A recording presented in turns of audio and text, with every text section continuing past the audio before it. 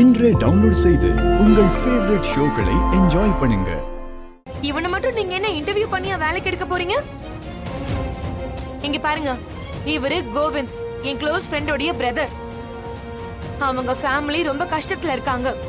அது மட்டும் இல்ல, இவர் நல்லா படிச்சிருக்காரு, திறமையானவரும் கூட.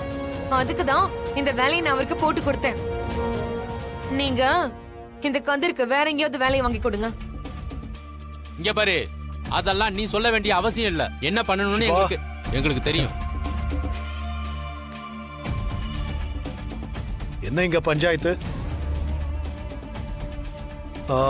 பார்வதி என்ன இங்க வந்திருக்க? சுந்தரேசன், என்ன பிரச்சனை? எதுக்கு இவனை கூட்டு வந்திருக்க சிவா? மாமா, இங்க சூப்பர்வைசர் வேலைக்கு சேர்த்து விடுறதுக்காக இவனை கூட்டிட்டு வந்திருக்காங்க. ஓஹோ, அங்க வேலை கிடைக்காம போச்சுன்னு இங்க கூட்டிட்டு வந்திருக்கீங்களா? இல்ல மச்சான், என்னதான் இவன் நம்ம வீட்டு மாப்பிள்ளையா இருந்தாலும் படிச்சவன், திறமையானவன். இன்டர்வியூ பண்ணி அவன் நல்லா பண்ணான்னா அவனுக்கு வேலை கொடுக்க போறோம். ஆமாண்ணே, இன்டர்வியூல நல்லா பதில் சொன்னா வேலை கொடுப்போம், இல்லனா அனுப்பிட போறோம். ஆனா இவளை பாருங்கண்ணே, அவளுக்கு தெரிஞ்ச ஆளுன்றதுக்காக இன்டர்வியூ பண்ணாமலே வேலை போட்டு கொடுத்துருக்கானே. அண்ணே, இவளுக்கு முதல்ல இங்க என்னென்ன வேலை? இவளை முதல்ல வெளில போக சொல்லுங்க. மாமா, கோவிந்த் நல்லா படிச்சிருக்காரு, ரொம்ப திறமையானவரும் கூட. திறமையான பையன்னு உனக்கு எப்படி தெரிஞ்சது?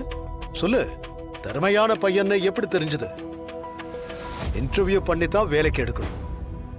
சுந்தரேசன் ஐயா, இவங்க ரெண்டு பேரையும் கூட்டிட்டு போய் இன்டர்வியூ பண்ணுங்க.